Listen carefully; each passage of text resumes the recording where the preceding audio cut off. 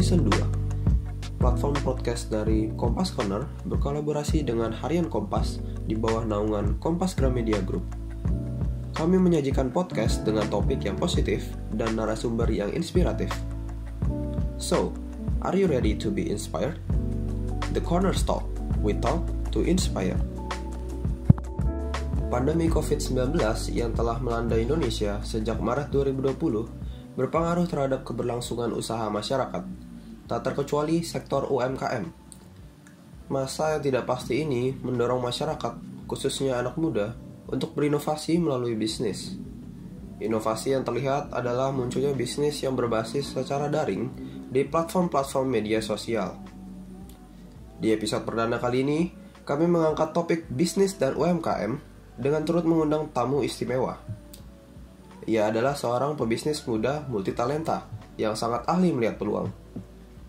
Kini, ia menjadi salah satu founder sekaligus Chief Marketing Officer dari Urban Sneakers Society.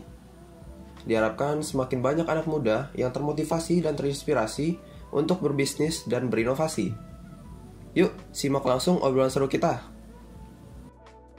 Oke, halo Sobat Kompas ya. Hari ini kita kedatangan spesial banget karena ini perdana The Corner Talk Season 2 ya. Kita kedatangan siapa, No? Ini ada Kak Ajejo atau Jeffrey Joe nih. Jeffrey Joe. Halo Kak Jejo. Halo. Ya, jadi Jeffrey Joe atau Kak Jejo ini merupakan pebisnis muda yang sangat bertalenta ya. Dan bisnisnya ini lebih ke arah sneakers ya, lebih mengembangkan minatnya dalam produk sneakers yang sneakers dan media menjadi peluang bisnis dan sekarang jadi founder dan CMO, betul ya? Betul. Di Urban Sneakers Society atau USS Networks dan Kick Avenue. Yes. Nah, USS Networks ini juga berfokus untuk menjembatani gap antara kalangan muda, brand, dan juga new trend nih yang lagi trending gitu. Pastinya. Yang senantiasa juga terus berdinamika dan berkembang. USS Networks ini juga mencakup banyak nih, ada mulai Urban Sneaker Society yang menghubungkan para sneaker dan streetwear enthusiast, ada juga multi-platform media yang produce konten seputar latest trends yaitu USS Fit. Ada local fest ini yang harusnya teman-teman Sobat Kompas ini udah pada tahu ya karena ini boom banget nih tahun lalu. Ada juga Creative Studio The Buriau ya kayak. Ada juga ya masih banyak lagi lah. Aku sebutin nggak habis-habis nih. Nggak habis sampai situ. Kak Jejo ini juga turut mengembangkan Kick Avenue. Yang ini adalah marketplace sneakers secara daring pertama di Indonesia dengan beragam produk yang tentunya menarik dan dinanti-nantikan oleh para entusias nih. Bisnis yang ditekuni Kak Jejo ini tentunya melalui banyak lika-liku perjalanan yang bisa juga jadi inspirasi buat Sobat Kompas dan untuk kita semua yang mau mulai berbisnis. Betul. Ya. Oke, untuk Kak Jejo nih sebenarnya aku penasaran banget sih dari sebelum mau podcast ya, aku udah penasaran banget. Emang bisnis sneakers ini kan berbeda banget. Apa memang hobi sneakers atau memang dulu tuh suka koleksi sneakers? Gimana Kak Jejo? Oke, aku dari awal itu emang starting as a hobby dulu gitu. Jadi waktu aku kuliah di Amerika, waktu di Seattle, di Edmonds, tahun 2009, kayaknya 9-10 ya, around that. Aku udah pindah ke Amerika. Dan waktu di Amerika itu aku suka ngeliat orang-orang kenapa ya di Amerika ya, itu kalau ada sneaker rilis pada ngantri. Aku tuh sempat bingung kayak, apa ini wajar? Apa ini cuma di Amerika doang? Lama-lama aku kayak ngikutin. Ternyata yang aku pelajarin adalah di sneakers itu mereka punya resale value, di mana waktu ada sneakers yang bagus, sneakers yang edisi khusus lah, edisi limited itu punya something yang bisa di resell. Jadi ada aftermarket price-nya. Dan ketika itu di Indonesia nggak ada yang kayak segitunya lah. Maksudnya di Indonesia malah kalau waktu itu tahun 2010 itu lebih kayak gayanya boots, kayaknya pakai cuka segala macam, dan maksudnya sneakers itu belum sebesar sekarang. Dan waktu aku balik for good dari Amerika ke Indonesia, aku udah mulai kayak bawa sneakers kan kayak gitu-gitu. Ternyata peminatnya mulai bertumbuh, dan pas waktu lagi kencang-kencangnya di tahun 2016 aku decide ya udahlah, apakah bisa dijadiin event ya. Akhirnya aku jadikan event. gitu. Berarti dulu waktu habis pulang dari Amerika, habis kuliah, itu ke Iya. Indo, ternyata sadar bahwa tren sneaker ini di sini banyak peminat juga gitu ya. Peminatnya waktu itu sih mulai kayak di saat itu peminatnya sih masih ada, tapi masih nggak segitu banyak. Aku ingat banget waktu pertama kali Indonesia mendapatkan Yeezy di tahun 2015, I think itu nggak rame, itu bener-bener kayak orang tinggal daftar ambil aja gitu. Dan ketika itu aku kayak, wah ini padahal di Amerika tuh kayak orang gila banget gitu. Dan aku ngerasa, tapi udah mulai ada tractionnya. Jadi kayak istilahnya Indonesia, kamu tahu sendiri lah, lumayan latah kan waktu itu kan.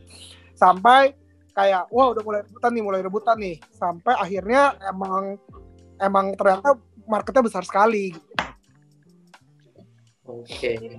Tapi itu memang kayak Indonesia kan ke sneakers tuh memang agak telat ya daripada negara lain ya. Berarti Bisa dibilang. Bisa dibilang Compare gitu. to Amerika, yes. Oh, oke. Gitu. Nah, Karena aku sih apa? No. iya, karena kalau menurut aku sendiri ya, aku awam nih soal sneakeran gini. Cuman kalau menurut aku kayak Bukan kamu doang, kayaknya aku juga deh. Oke, kita berdua ya. Iya. Iya, kita Kalau soal awam kan. Iya, kalau soal sneaker gini aku tahu trennya itu dia dimulai karena produsennya itu ada di luar negeri gitu, bukan di Indonesia gitu ya Kak. Mungkin boleh dikasih insight buat kita gitu, yang awam Nggak ini. juga sih. Jadi sneakers itu sebenarnya udah ada sih. Jadi kayak di Indonesia tuh udah ada, tapi lebih kebanyakan ke sport ya. Jadi misalnya suaraku kayak gemak. Aman sih Kak, aman. Aman Kak. Aman ya? Di aku gemak sih, tapi nggak apa-apa. Yaudah. Sneakers itu kebanyakan kayak ngikutin kayak sport goods namanya, dimana misalnya kebanyakan diperuntukkan untuk olahraga, sedangkan yang bagus-bagus itu kebanyakan buat lifestyle. Dan di Indonesia waktu itu belum ada yang memasukin, jadi kebanyakan karena mereka mikir, oh sneakers itu buat olahraga ya, jadi yang bagus-bagus itu tidak keluar di Indonesia. Hingga baru bisa dibilang dimulai di tahun 2018-19 itu baru sepatu-sepatu yang ada di luar negeri baru masuk ke Indonesia. Dan akhirnya sekarang ya cukup kita tinggal cari-cari beberapa toko yang tire-nya bagus, seperti contoh Atmos, Invincible, Hoops Point, mau lokal, retailer lokal, distributor lokal dan luar negeri itu udah berbondong-bondong untuk membuka di Indonesia yang untuk mengeluarkan sepatu yang kamu nggak perlu datang ke Jepang lagi loh, kamu nggak perlu ke Amerika lagi, di sini juga ada, walaupun rebut-rebutan juga. Gitu. Yeah. Oke, tapi sekarang tuh sneakers dan media ini jadi bisnisnya Kak Jejo dan kulihat nih sangat sukses no. Ya, sangat begitu luar biasa berkembangnya, grow-nya begitu luar biasa. Alhamdulillah. Iya, dan aku ngelihat tuh kan ini kan sekarang lagi masa pandemi ya. Maksudku aku pernah dengar Kak Jejo di podcast Om Deddy atau Viniar. Itu kan kita selalu ngomongin tuh biasanya market tuh dari tahun ke tahun. Ya kan? Tapi kali ini munculnya pandemi yang merubah semua market, merubah semua ekonomi, dan menurut Kak Jejo nih bisnis ini bisa bertahan ya? Surprisingly kita punya customer tetap naik, tetap growth-nya. Mungkin ada salah satu peran di mana gara-gara corona ini, kita kalau ngomongin Kick Avenue ya, kita ngomongin Kick Avenue sama USS, kebetulan dua-duanya omsetnya tiba-tiba masih naik gitu loh. USS itu sekitar 30%, Kick Avenue itu kita naik dari 2019 ke 2020 itu sekitar 300%, 3 kali lipat. Wow. GMV-nya Kick Avenue itu di 2019 akhir itu 4 miliar, di 2020 Desember itu kurang lebih 11 miliar. 13 miliar. Wow, luar biasa. Dalam sebulan sampai miliaran rupiah. Wow. Iya, puluhan miliar. Bukan ratusan ya, bukan ratusan juta ya. Ini udah miliar nih. Hebat ya. Oke, aku penasaran juga sih. Pak Jejo ini terkenalnya seputar sneakers, tapi ini kita lihat Pak Jejo udah siap banget nih dengan apa nih sebutnya nih, jacket atau coach atau apa di? Aku awam banget Kak. Boleh diceritain nih, ini apa gitu? Ya, fashionnya gimana nih? Kayak sebentar, kameranya bisa di switch ke muter nggak sih? Oh bisa deh. Bisa sih. Nah, Wah, luar biasa. Lagi berantakan banget kan ya, itu dia kenyataan pahit ya. Kita putar lagi. Jadi emang dunia vintage ini kita namanya dunia vintage ya. Jadi di dunia aku juga semari aku jualan sneakers. Sneakers itu berubah menjadi streetwear dan streetwear itu berubah menjadi lagi fitting gitu loh. Jadi misalnya it's about outfit dari atas sampai bawah. Jadi ada topi, ada outer, ada kaos, ada jeans, ada sepatu. Jadi itu bukan sneakers saja, orang Indonesia tuh makin mikir dari atas sampai bawah gitu. Dan salah satu yang paling berkembang adalah dunia vintage atau thrifting kan. Dan ini emang gue lagi ngeliat kayaknya yang lagi mulai naik daun adalah varsity jacket yang aku pakai. Varsity itu adalah kaos-kaos istilahnya Letterman ya. Itu yang perpaduan antara wool dan kulit. Nah, contohnya. Okay. Dan gitu setelah itu ada naskar jaket yang tadi gue kasih lihat tuh naskar jaket. Iya. Jadi mostly gue kumpulin. Jadi kayak waktu harganya kayak istilahnya main saham aja. Gue kumpulin waktu lagi murah. Begitu gue tahu nih momennya waktu lagi ini harganya jadi mahal. Jadi yang tadi jaket-jaket yang gue kumpulin itu mungkin harganya kayak waktu di Desember baru 300-400 ribu. Dan sekarang ini orang-orang pada mau beli dengan harga 4 jutaan gitu. Jadi it's all about kayak struktur ekonomi di mana buying on low and sell it on high gitu. berarti nggak cuma sekedar bisnis biasa, tapi ini sangat melihat peluang ya Kak ya. Karena ya supaya tadi sampai miliaran itu omsetnya ya perlu lihat peluang. Jangan sih. ngomong omset, ngomongnya GMV. Oke, GMV. GMV. Ya. Sorry. Nggak apa-apa. Oke, Riko. Oke, ya yang aku mau nanya sih masih itu sih tentang pandemi ini, apakah memang mempengaruhi secara bisnis dan secara aktivitas kakak itu mempengaruhi nggak? Sangat banget. Maksudnya in good and bad way ya. Jadi istilahnya USS itu bisa dibilang event organizer. Kita bikin event dan ketika pandemi terjadi sampai sekarang aku nggak ada pemasukan. Oh gitu. Tidak ada pemasukan dari event offline. Tapi gimana kita harus muter otak, gunakan dong jadi media, gunakan dong kita jadi agency, gunakan dong kita jadi cari-cari media game online atau kayak gimana, jadi event online atau kayak gimana. Ya itu yang harusnya kita gunakan dan thanks God, puji Tuhan, kita punya omset yang istilahnya di 6 bulan pertama kita tidak ada omset sama sekali hingga akhirnya di tahun 2020 itu omset kita 30% lebih tinggi dibandingkan 2019 yang notabene-nya kita bisa bikin event 5 kali gitu. Oh, malah menaik ya, malah meningkat. Yes, meningkat di 6 bulan terakhir dan dulunya itu event gua itu 95% pemasukannya. Kali ini kemarin itu event itu hanya menjadi 50%. Sisanya 50% itu dari agensi, media, placement, dan kegiatan-kegiatan lainnya. Oke. Sedangkan kalau gue compare Kick Avenue, ya itu menurut gue kenapa Kick Avenue bisa menjadi 3 kali lipat, karena bisa dibilang orangnya dulu yang orang tuh pasti butuh habit belanja gitu loh. Maksudnya, ya lu lihat tadi tuh gue belanja juga kan, itu belanja. Walaupun gue jual lagi, tapi itu belanja. Habit orang untuk belanja cenderung lebih tinggi karena lebih sering di rumah, sering buka apa. Jadi daripada mereka nawarin, gue ngapain ya belanja, stres belanja. Jadi gue rasa dan mereka pun nggak bisa ke mall kan, jadi biasanya kan belanjanya di mall. Kayak ini mau nggak mau online, jadi mereka makin mupeng sih. Jadi gue ngerasa perputaran duit di e-commerce jadi di online itu lebih tinggi, jauh lebih tinggi dibandingin ya of course offline, di mana mall ditutup, PSBB segala macam gitu.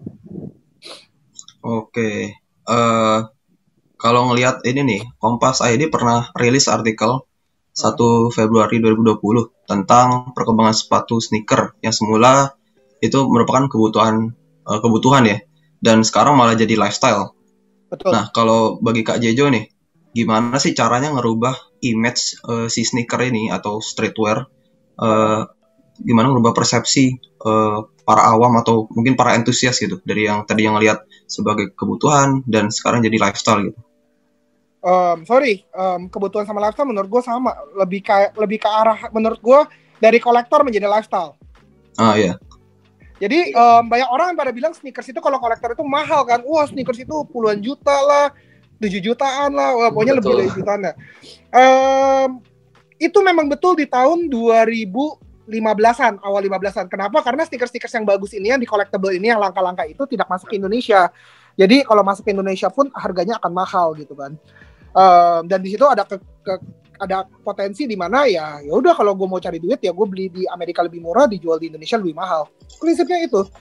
Dan sekarang dengan orang lebih kayak pasti nggak semua orang mampu untuk beli yang collector items, di mana sneakers ini ada fungsi lainnya dari investasi, kenyamanan, desain, ya banyak hal ya, banyak faktor di mana gimana barang kolektor ini bisa menjadi lifestyle, di mana ya masih banyak alternatif sneakers lain loh yang lebih murah yang kamu bisa beli di toko tapi nggak harus mahal gitu loh, kayak mirip-mirip dikit lah. Akhirnya itu membuat ada gap-gapnya. Jadi kalau kamu ngeliat Nike itu udah sangat hebat banget. Hebatnya kenapa sih?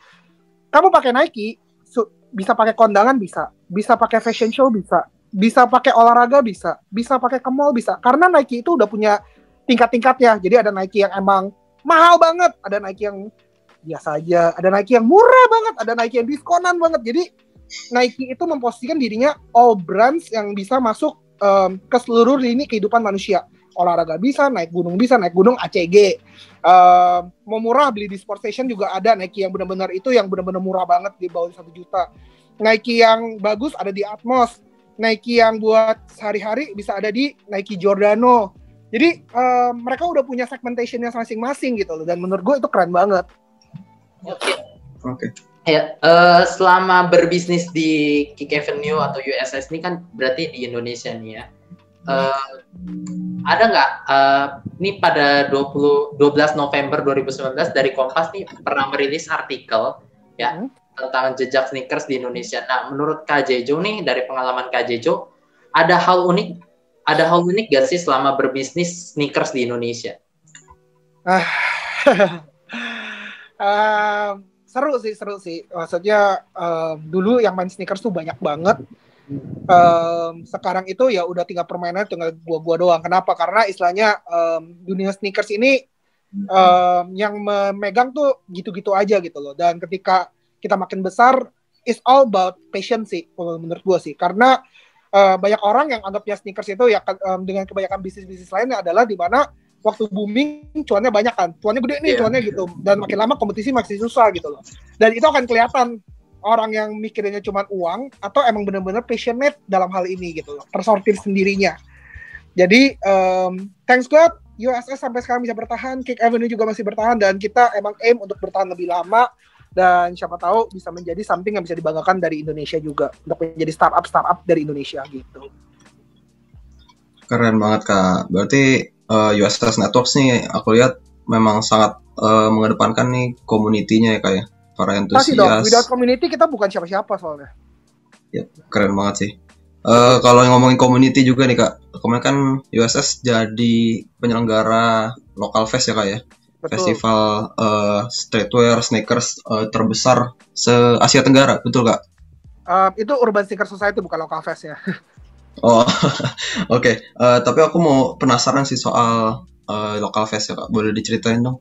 Boleh. Local fest itu sebenarnya lebih lucunya itu adalah sekarang local fest itu dulu awalnya itu adalah partner saya yang punya Said Muhammad. Jadi dia itu adalah event organizer ya kan. Ketika barang-barang lokal ini sempat redup gara-gara sneakers di tahun 2015-an, dia ngajakin aku bergabung gitu. Bergabung untuk membuat Urban Sneaker Society. Jadi Urban Sneaker Society adalah perpaduan local fest sama gua. Dan ketika sudah USS udah gede, gue ngerasa kayak, wah lokal nih lagi mau balik lagi nih. Jadi gue bilang ke partner aku, yuk udah gak apa-apa, gue ambil aja deh lokal festnya sekalian daripada mati gitu kan. Ada kita bikin lagi, dan surprise sekarang si lokal fest ini kembali hidup lagi, dan kita sayangnya kemarin itu pas lagi 2020 corona kan, padahal sebenarnya kita tuh mau bikin event offline gitu loh, dimana kita mau hidupin lagi nih. Kalau USS kan banyak brand luar negeri kan, kayak Adidas, Nike, Atmos, ada lokal seperti sepatu Kompas juga dan lain-lain. Cuma maksudnya nggak sebanyak lokal fest ini. Lokal fest ini sebenarnya rencananya emang benar-benar untuk lokal dan dari lokal untuk lokal gitu. Oke. Nah ini menarik banget sih. Tadi kan bicara tentang merek sepatu lokal atau sneakers lokal. Menurut Kak Jejo nih, sneakers lokal, merek lokal ini ada kesempatan nggak untuk bersaing di market luar negeri? Sangat dong, kayak bisa sebagai contoh sepatu Kompas kali ya, sepatu Kompas yang sudah keluar di Jepang juga. So amazing, dan gue bilang banyak banget sneakers buatan luar negeri yang istilahnya tuh buatan Indonesia. Adidas, Nike, itu tuh sebenarnya beberapa itu tuh buatan Indonesia. Tapi sayangnya brand-brand kita ini masih kurang dalam tipikal branding dan marketing, dan itu sebenarnya sangat dibutuhkan untuk next level. Tapi secara quality sepatu Indonesia tuh sangat bisa bersaing, apalagi dengan urusan harga ya, gitu. Iya. Jadi sangat besar banget ya potensinya ya. Selama mereka bisa berani ngeluarin marketing, karena kebanyakan gini loh, klien-klien USS itu kebanyakan brand internasional, tentu mereka berani bayar gitu loh. Tapi pun kita pun ngebantu brand-brand lokal untuk yaudah kalau mau promosi di USS nggak usah bayar, kita mau support kok, itu supportnya kita gitu loh. Tapi ketika kita support itu dengan tidak bayar, kita juga butuh curation iklannya dong.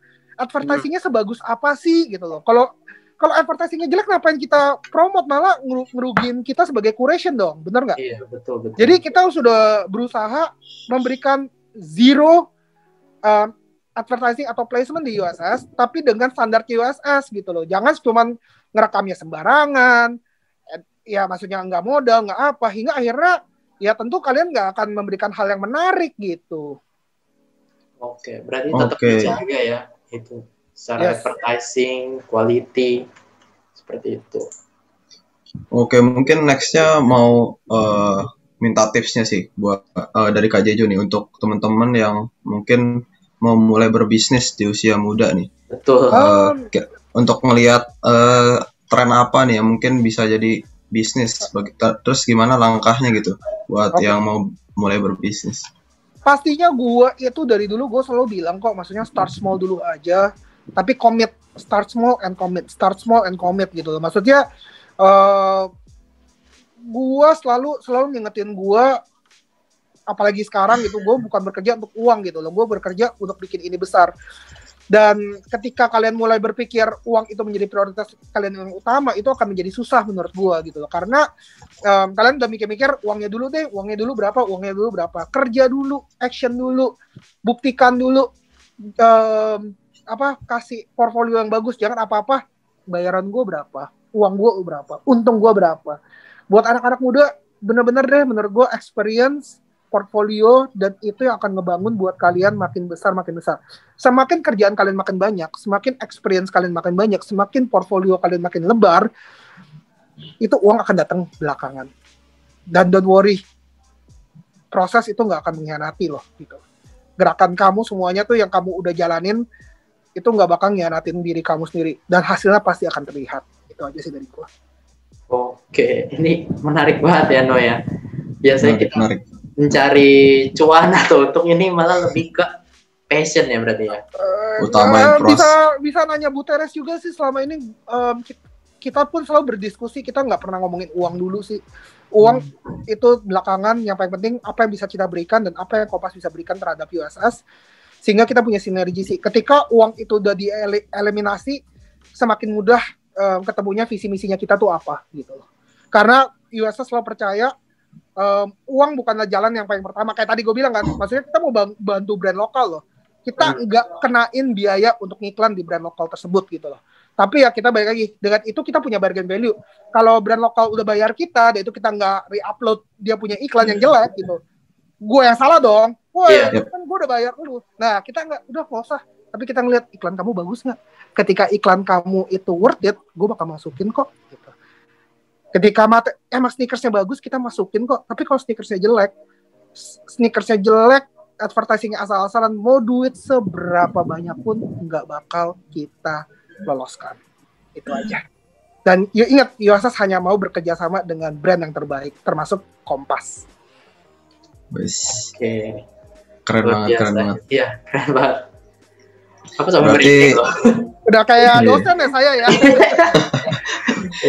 Berarti ini jadi ingat dulu selalu di dalam hati kalian, selama kalian mau bekerja, kalian mau apa, kayak baik lagi sekarang kalian lagi kerja di Kompas, kalian lagi cari pengalaman, jangan pikirin uangnya dulu. Kalau orang tua saya selalu bilangin nih ke saya, orang tua saya selalu bilangin, jangan ngomong apa yang bisa kamu dapetin dari keluarga, dari orang tua kan, maksudnya jangan selalu ngomong orang tua bisa kasih apa, orang tua bisa kasih apa.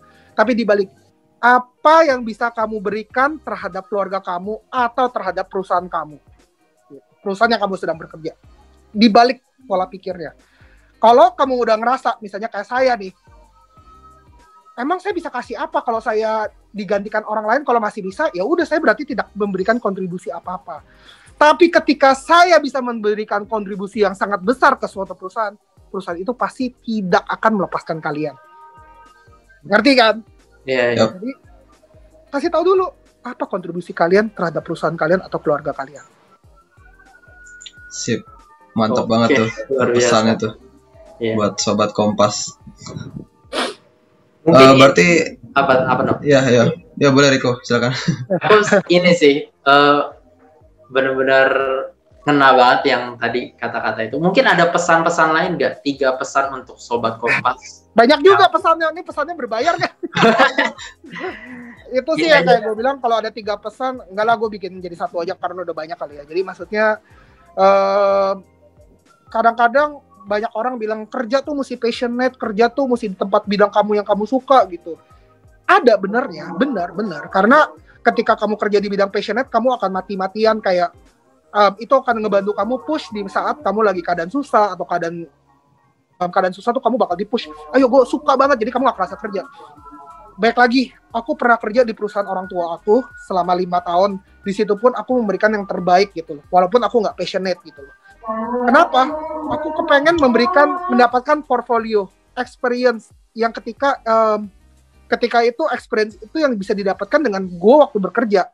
Kalau gue lagi bekerja di orang tua gue aja, gue main-main atau nggak ada experience, mana mau waktu itu partner gue datang ke gue, Jeff mau bikin ini nggak? Karena gue memberikan yang terbaik di setiap kerjaan gue, maupun itu passionate atau tidak passionate, gue bisa mendapatkan something yang bisa gue banggakan, portfolio experience yang untungnya bisa dipakai di kemudian hari. Dan inilah gue sekarang gitu. Oke. Mungkin aku mau nanya satu pertanyaan lagi ya Kak Jejo. USS ini kan community based. Dan untuk community itu sendiri pasti kan butuh kepercayaan ya Kak ya, butuh trust gitu. Gimana sih caranya supaya para antusias ini, para penyuka sneakers dan streetwear dan lain-lainnya itu bisa trust gitu sama USS? Tadi aku udah pernah kasih tahu, it's all about curation.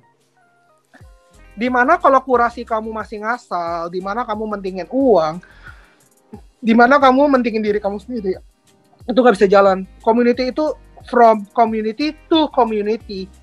Jadi nggak ada tuh yang untung cuma 1 orang. Untung itu mesti benar-benar dibagi rata. Gimana kamu mesti ngegedein benar-benar sama-sama rata gitu loh. Dan kita pun juga waktu bilang ini sepatu bagus loh, emang kamu dibayar atau enggak gitu kan? Saya jadi pertanyaan itu kan.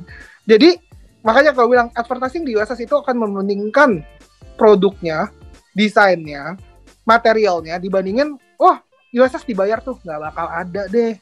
USS selalu mempromosikan brand-brand yang istilahnya emang notabene pantas untuk dipromosikan. Hingga akhirnya komunitas itu akan mempunyai trust sendiri.